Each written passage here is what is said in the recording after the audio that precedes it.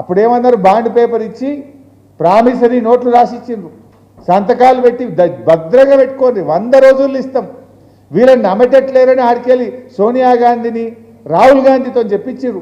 మా జిమ్మెదార్ రేవంత్ రెడ్డి ఇవ్వకపోయినా మేము ఇప్పిస్తామని చెప్పి వాళ్ళు ఉత్తరాలు రాసిండ్రు.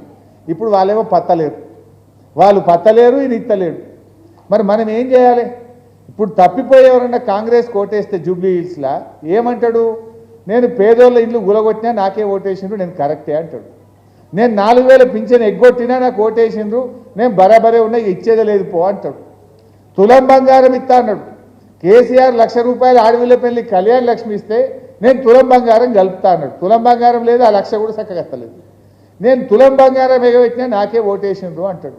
మహాలక్ష్మి కింద 2,500 ఇస్తాను ఎగబెట్టినా అయినా నాకే ఓటేసిండ్రు, ఇచ్చేదే లేదు పో అంటాడు. మరి ఆయనకు సురుకు పుట్టాలి. ఇవన్నీ రావాలంటే బిడ్డ నువ్వు అక్క చెల్లెల్ని మోసం చేసినావు, అవ్వ తాతల్ని మోసం చేసినావు, చదువుకునే పిల్లల్ని మోసం చేసినావు, 2 లక్షల ఉద్యోగాలు ఇస్తాను నిరుద్యోగ యువకులను మోసం చేసినావు, రైతుల్ని మోసం చేసినావు. అందుకే నిన్ను జూబ్లీ హిల్స్లో ఓడగొట్టినాము అని సురుకు పెడితే ఇవన్నీ పథకాలు అమలవుతాయి. దయచేసి మీరు ఆలోచించండి.